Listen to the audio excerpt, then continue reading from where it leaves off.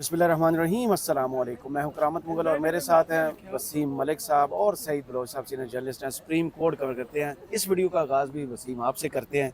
9 मई के मुकदमात थे, 2 ज़मानतें थी और जो जस्टिस अतर मनीला और मंसूर अली शाह से तवक्को थी वो उस पर पूरा वैसा ही उतरे और कहा गया कि CCTV फुटेज लाएं, मामला सॉल्व हो जाएगा। और हमारे दोस्त जो सहाफ़ी बैठे हुए तो कह रहे थे ये तो बयानिया वही है जो इमरान खान का है। क्या क्या इंसाफ का तकाजा यही नहीं है कि बेसिक चीज़ ले आएँ, दूध का दूध पानी का पानी कर दें? अच्छा, जो आज समाअत तो ख़ैर बहुत कम दौरानिए की हुई है हुँ, और जिस तरह हम एक्सपेक्ट कर रहे थे उस तरह नहीं हुई।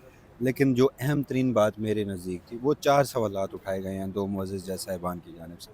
वो मैं आपके सामने रख देता हूँ। सबसे पहले तो जस्टिस मंसूर अली शाह ने पूछा कि मुल्ज़मान पर इल्ज़ाम क्या है? दूसरा, उन्होंने कहा कि मुल्ज़मान की मौजूदगी के शवाहिद भी हैं। जस्टिस अतर मीनुल्लाह ने यहाँ पर सवाल किया है कि क्या मुल्ज़मान मौके पर भी मौजूद थे? और जो सबसे अहम सवाल है वो यही है कि क्या मुल्ज़िम की मौजूदगी की कोई सीसीटीवी फुटेज भी है? हुँ। इस पर मिर्चें लगी इस हुई। पर और शवाहिद क्या है? हुँ, ये वो सवालात हैं कि ये जब जब किसी फ़ोरम पे पूछे जाएँगे, तो फिर प्रोसिक्यूशन, पंजाब की जो प्रोसिक्यूशन है, पहले उसके पास सिर्फ़ एक सबूत था, वो था जियो फेंसिंग। उस जियो फेंसिंग में उस वक़्त उस एरिया में जो कोई भी था उन्होंने 9 मई में उसे मुलव्विस करार दे दिया। और जो दूसरा उन्होंने सबूत गुज़श्ता रोज़ पेश किया, वो जो बुशरा बीबी की जिसमें उसमें बरियत हुई, तो उसमें वो सबसे तगड़ा सबूत था मेरे नज़दीक। इस पे इमरान खान को भी डरना चाहिए। उन्होंने कहा कि ग़ालिबन मैं समाअत में तो नहीं था, लेकिन जिस तरह से चीज़ें रिपोर्ट हुई हैं सबसे सफदर वो सलमान सफदर सब साहब ने मीडिया बताया। से गुफ्तगू में बताया। एग्ज़ैक्टली, वो सवाल ये था, जो सबूत ये था कि बुशरा बेगम साहिबा ना खुश थी 9 9 मई मई के वाक़यात पर। तो जो लोग 9 मई के वाक़यात पे खुश भी होंगे तो प्रोसिक्यूशन के लिए सबसे बड़ा सबूत होगा। नून उसमें सबसे ज़्यादा खुश है। देखिए ना, वही तो बात है। अब मेरा 9 मई के मामले पर मैं जब भी कोई बात करे तो मैं एक चीज़ बड़े वाज़ेह तौर पर कहता हूँ और होना भी ऐसा चाहिए। लेकिन बदकिस्मती से मेरे नज़दीक 9 मई पे मैं कंसर्न्ड हूँ। 9 मई पे मेरी मुसल्लह अफ़वाज की जो इंस्टॉलेशंस थी उस पे हमले हुए। मुसल्लह अफ़वाज के ख़िलाफ़ जिस तरह का एहतजाज किया गया नहीं होना चाहिए था। लेकिन मेरा तो कंसर्न ये है कि उसके ऊपर तहकीकात क्यों नहीं हो रही? तहकीकात होनी चाहिए और फ्री एंड फेयर तहकीकात होनी चाहिए। और अगर उसमें पाकिस्तान तहरीक इंसाफ है, इमरान खान है, कोई भी है, उसे इबरतनाक सज़ा मिलनी चाहिए, ओपन ट्रायल करना चाहिए। लेकिन हज़ूर, यहाँ पर मामला क्या है? हमने 9 मई को मज़ाक बना के रख दिया है। वो किस तरह? एक तरफ है इस मुल्क का सबसे ताकतवर फ़रीक, जो 9 मई के एक्चुअल 2 फ़रीक़ैन हैं। एक है जो सबसे ताकतवर फ़रीक है, जिसके हाथ में पावर है, वो है मिलिट्री एस्टैब्लिशमेंट। दूसरी तरफ है एक सियासी जमात जो सबसे मकबूल सियासी जमात है। मिलिट्री एस्टैब्लिशमेंट आकर प्रेस कॉन्फ्रेंसेस करती है, उनके तर्जमान आकर कहते हैं कि जी ये एक शरपसंद गिरोह है। अजीब-अजीब अलक़ाबात उस सियासी जमात को, डिजिटल इंतशार दहशतगर्द, डिजिटल दहशतगर्द, इंतशार इंतशारी पसंद टोला टोला। और पता नहीं क्या कुछ। और वो कहते हैं कि हमारे पास शवाहिद हैं। वो कहते हैं कि हमारे पास ऐसे सबूत हैं कि पाकिस्तान तहरीक इंसाफ और इमरान खान ही उसमें मुलव्विस है। और साथ ही वही ताकतवर फ़रीक आके कहता है कि अगर हमसे गैर मशरूत माफ़ी मांग ली जाए तो उसके बाद इमरान सदके खान दिल को, से। सदके दिल से, इमरान खान को माफ़ी है। वो तो हमने देखा जितने छोड़ के गए उन्होंने सिर्फ 2 लाइनों की प्रेस कॉन्फ्रेंस की है। लेकिन मेरे नज़दीक सवाल एक और है, ये मैं अपने बिहाफ़ पे मैं ये समझता हूँ कि पाकिस्तान की फ़ौजी एस्टैब्लिशमेंट कोई अदालत तो है नहीं।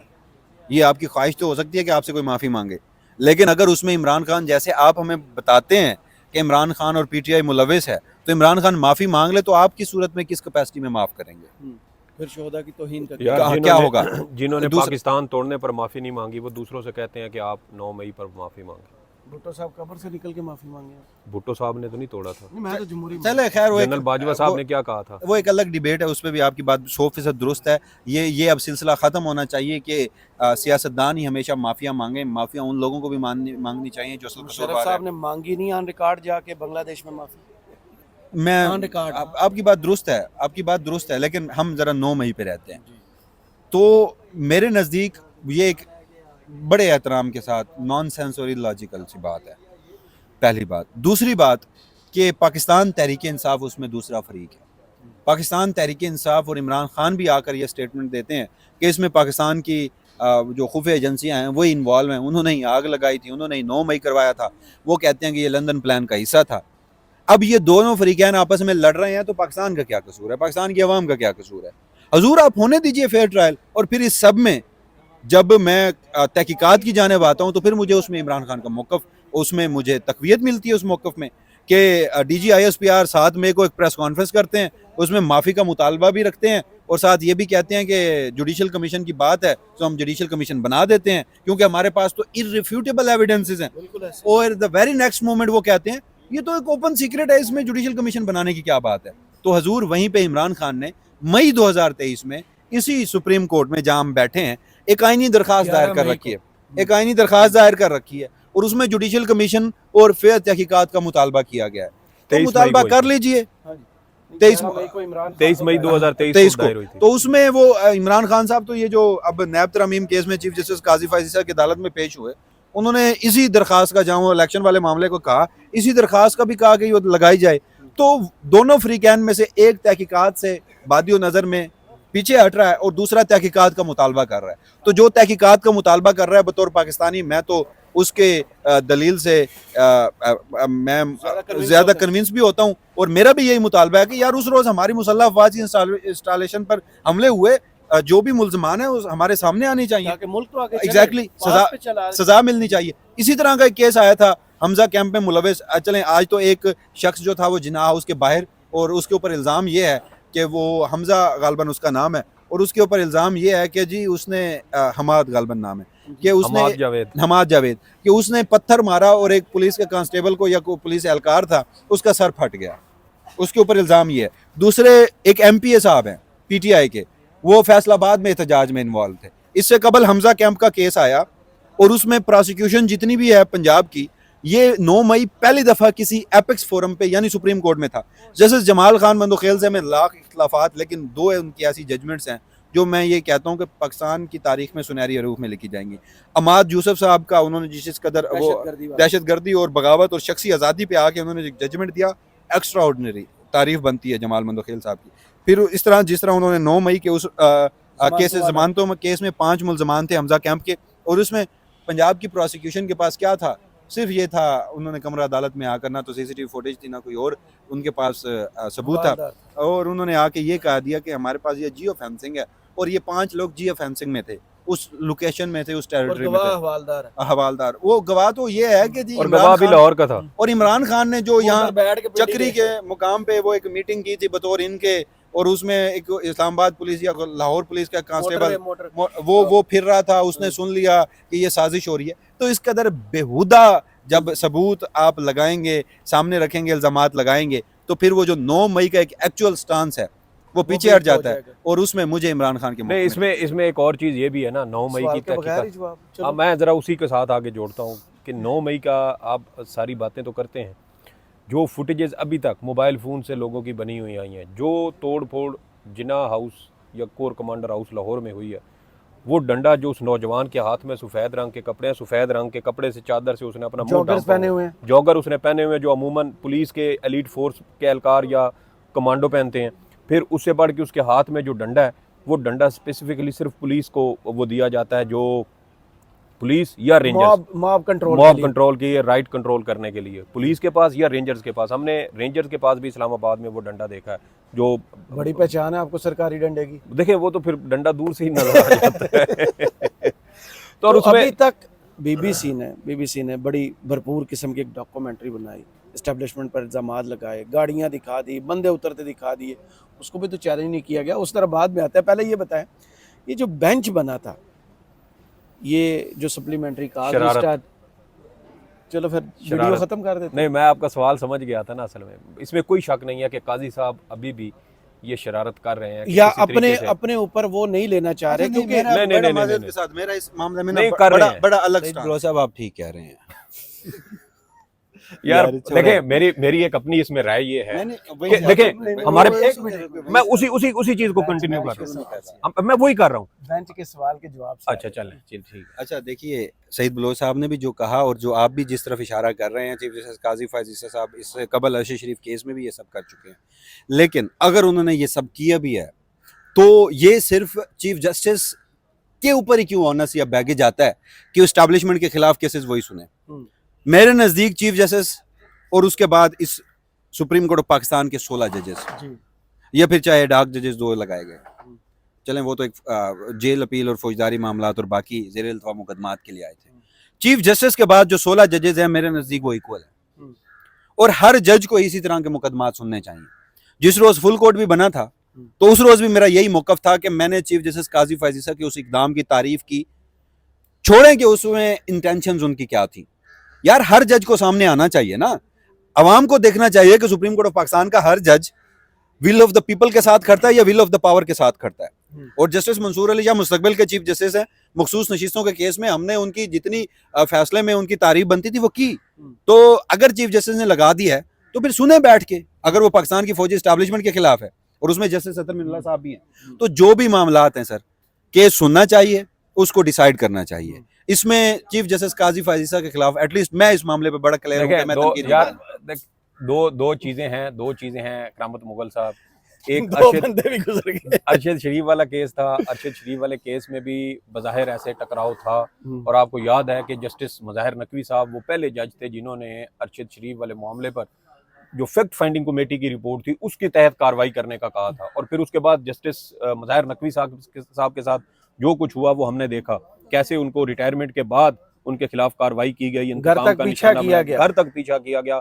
और ये ख्वाहिश किसकी थी? या तो नूली की ख्वाहिश थी या एस्टेब्लिशमेंट की ख्वाहिश थी, नवाज शरीफ की ख्वाहिश थी। इसमें कौन बिल्कुल ओपन सीक्रेट है ये? तो जस्टिस मुज़ाहिर नकवी साहब वो जज थे जिन्होंने सबसे पहले जब पंजाब में सीसीपीओ नहीं सीसीपीओ लाहौर नहीं, जब 2022 में पंजाब के अंदर प्रोसिक्यूशन वाला मामला चल रहा था ना, जब मनी लॉन्ड्रिंग वाले केस में शहबाज शरीफ साहब और हमजा शहबाज पर फर्द जुर्म आयद होना थी, तो उसमें उन्होंने निशानदेही ये की थी, अपने चीफ जस्टिस उमरता बंदयाल साहब को कहा था कि आप चेक करें पंजाब के अंदर प्रोसिक्यूशन को दबाव का सामना जो है वो करना पड़ रहा है। उस पर आज खुद नोटिस लिया गया था। पहला आज खुद नोटिस था उमरता बंदयाल साहब का 2022 का।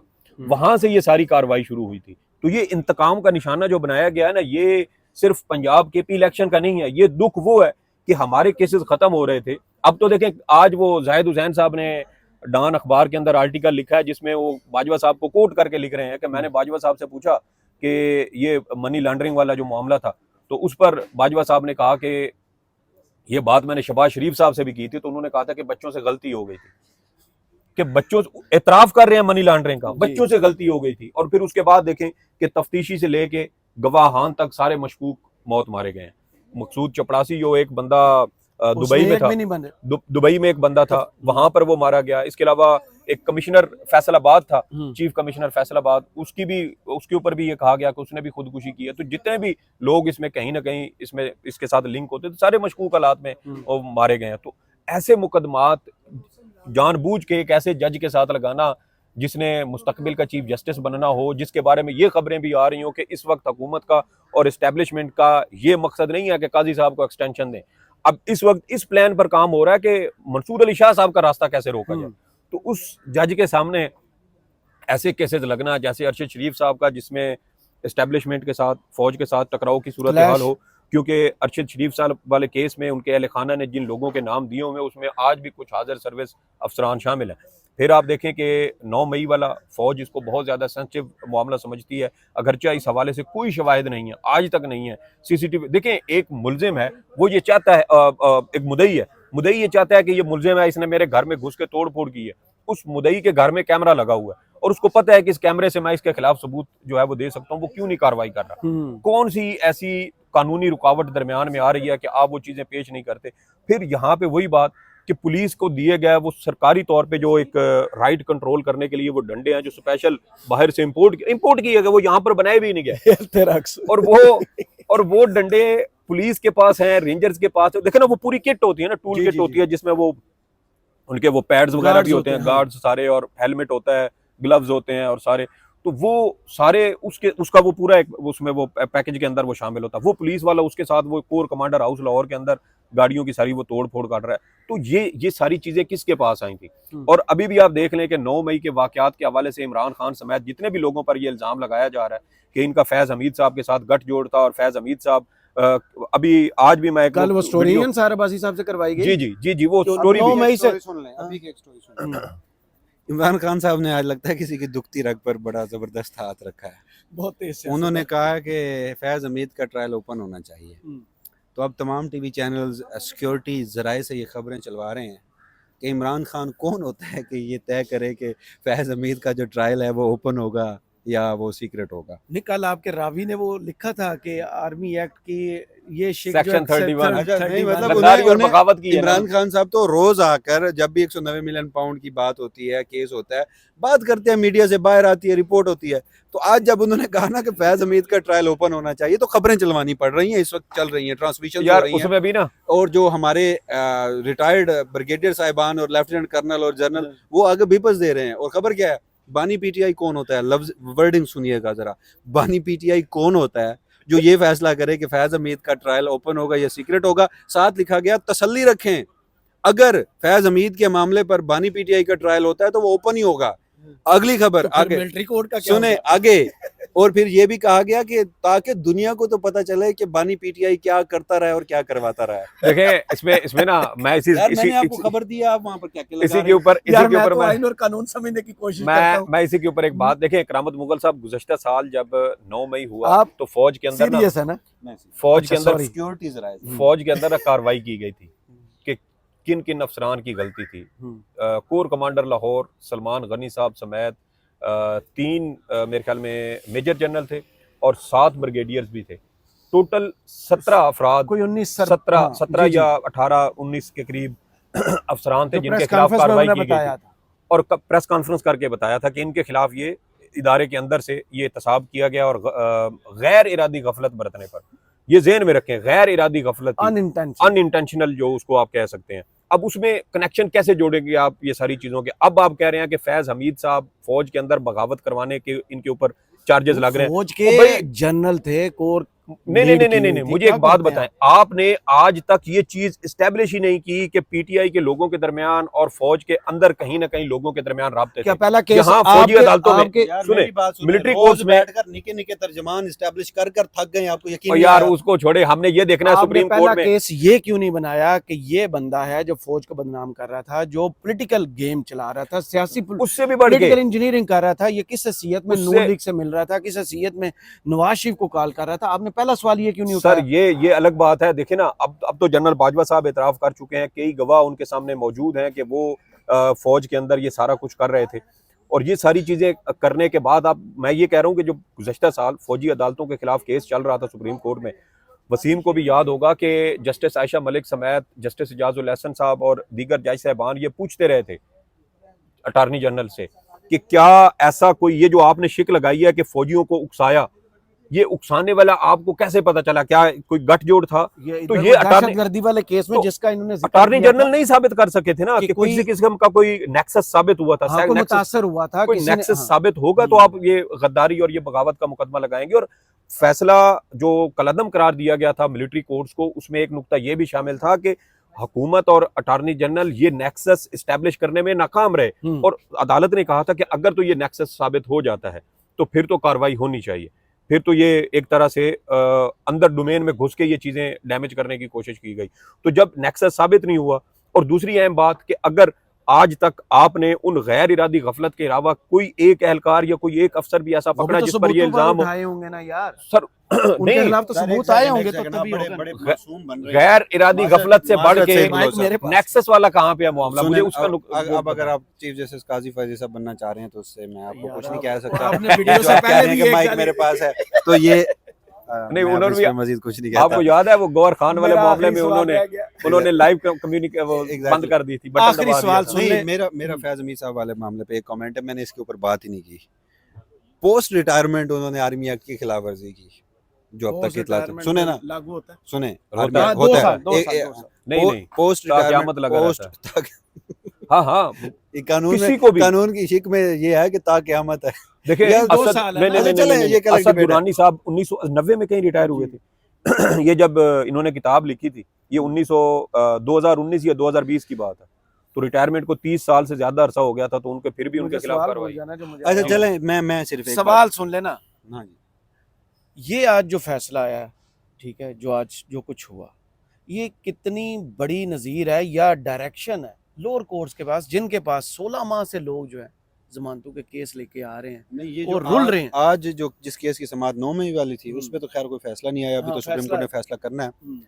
मेरा समझ तो आ गया ना, हाँ, टेम्परेचर मेरा तो मेरा आपने गेज मेरा कर लिया। मेरा फैज हमीद साहब के मामले पर एक अच्छा, आपने उधर ही कि जाना है। पोस्ट रिटायरमेंट उन्होंने आर्मी एक्ट की खिलाफ वर्जी की और उन्होंने एक निजी हाउसिंग सोसाइटी के ऊपर धावा बोला। Top city. सुभान अल्लाह। ड्यूरिंग अपनी वो जो सर्विस है उसमें वो क्या गुल खिलाते रहे हैं। वो रिकॉर्ड सबके सामने आएगा। सर सुने, तो नहीं, वो इदारे की पॉलिसी थी, सुने ना, फिर क्या वही ना, करेंगे? पीएमएलएन जो है उसका हर शख्स, तो इदारे ये की सही कह रहे हैं, उसका हर शख्स गवाही देता है। पीटीआई में इमरान खान मान चुके हैं कि जी 2-4 मौकों पर कानून साजी, बजट, और जब वो अदम एतमाद और बाकी मामला, अदम एतमाद नहीं, उससे कबल जो वो वोटिंग उन्होंने ली थी फटैफ की एतमाद कानून की और साजी हो रही बाकी थी। मामला, तो फैटफ, यार जो भी है, मैं पेंडू टाट के स्कूल में अच्छा पढ़ा चलें, हूँ। उस जैसे सारे आपने बिल्कुल मामलात कर में दिया। इमरान खान भी ये मान चुके कि फैज हमीद साहब जो हैं वो किरदार अदा कर रहे थे। पूरी सियासी क़यादत इस बात पे मुत्तफ़िक है कि फैज हमीद साहब जो हैं वो अपनी सर्विस के दौरान सबसे ज्यादा सियासत में मुदाखलत कर रहे थे। सारे मान रहे हैं। अच्छा, उस पर लगाए ना, ये DGISPR आए, प्रेस कॉन्फ्रेंस करें और कहें कि उन्होंने ये सब भी किया। नहीं करेंगे। वजह क्या है? एक ऐसा फ्लड गेट खुलेगा कि फिर मौजूदा जो हमारे मिलिट्री एस्टैब्लिशमेंट के टॉप लोग हैं ना उसमें भी फंसेंगे। और at the end of the day मैं आपको एक और बात भी बता दूं, ये पोस्ट रिटायरमेंट भी साबित नहीं होना फैज हमीद साहब के ऊपर, और ना ही ये साबित होना है ये हाउसिंग सोसाइटी वाला भी, वरना हो ये गई भी है। एक ऐसा काम शुरू होगा कि इसमें भी कोई एक भी नहीं बचेगा। मत्ती साहब ने ना इसके ऊपर बड़ा ज़बरदस्त तज्जिया किया था जब ये 5 साल की पाबंदी का कानून बना था ना, आर्मी एक्ट में तरमीम हुई थी। तो मत्ती साहब ने कहा था कि फ़ौजियों पर रिटायरमेंट के बाद 5 साल तक सियासत में हिस्सा लेने पर पाबंदी, उससे अलबत्ता पहले नहीं। सर्विस के दौरान वो ले सकते हैं। Exactly. तो ये वो सारा मामला था। और अगर फैज हमीद साहब का तो जुर्म शायद बहुत कम होगा जो आजकल जो कुछ हो रहा है, तो उसमें तो अब मेरा ख्याल है कि अगर 5 साल बाद ये फ्लड गेट खुला रहा तो 5 साल बाद फांसियां हो रही होंगी, आर्टिकल 6 लग रहे होंगे, तो इस मामले में कहीं कुछ नहीं होगा। बाकी जहां तक आपने बात की, सईद बुआ साहब ने एक बात की कि वो जो अगर नेक्सस जुड़ेगा तो वो अभी समाअत के दौरान की बातें थी। वो जब 23 अक्टूबर का जजमेंट है, अगलों ने वो कानून ही अल्ट्रा वायरस करार दे दिया था कि सिविलियंस का ट्रायल हो ही नहीं हो ही नहीं सकता। सकता। अच्छा, बिल्कुल। उसके ऊपर वो सरदार तारिक मसूद साहब वो बुनियादी इंसानी हकूक कहाँ लेके जाएंगे, चीफ जस्टिस काजी फाजीसा के मिली भगत से वो जो बेंच बना और जिस तरह एक बॉन्डे तरीके से फौजी अदालतों के केस को अभी तक जेर अल्तवा रखा गया है, और इसमें पाकिस्तान में सुप्रीम कोर्ट ऑफ पाकिस्तान के जजेस, चाहे वो जस्टिस मंसूर अली शाह साहब हों, वो भी रिक्यूज कर गए थे उस मामले में। जी। तो इन समेत ये जो एस्टैब्लिशमेंट की मुकम्मल सहूलतकारी वो कर रहे हैं हुकूमती वकील ने सर, इल्जाम हुकूमती वकील लगाया। पहले हाँ। दिन आप आकर बैठकर ये कह रहे हैं, सुने, वो पहले अलग दिन आप बात कह रहे हैं कि आज अगर मुझ पे इतराज है हाँ। तो बता दो, बाद में किया तो मैं नहीं हटूंगा। अगलों ने उस दिन इतराज नहीं किया, मुझे याद है यार, वो 2 दिन, हाँ, 2 दिन बाद अच्छा, कर 2 दिया दिन था। बाद इतराज किया, आप साइड पे हो गए। और उसके बाद ये जो आप मिलिट्री केस में, ये जो उस वक्त 12 जुलाई से पहले जस्टिस मंसूर अली शाह साहब के बड़े अच्छे ताल्लुकात थे काजी फाजीसा साहब के साथ, तो तब तक जस्टिस मुनीब ने ही उस 6 रुकनी जो नया 7 रुकनी बेंच जूनियर जजेस पर मुश्तमिल बना है उसकी मुखालफत की थी ना। जस्टिस मंसूर अली शाह तो काजी फाजीसा के साथ सेम पेज पे थे।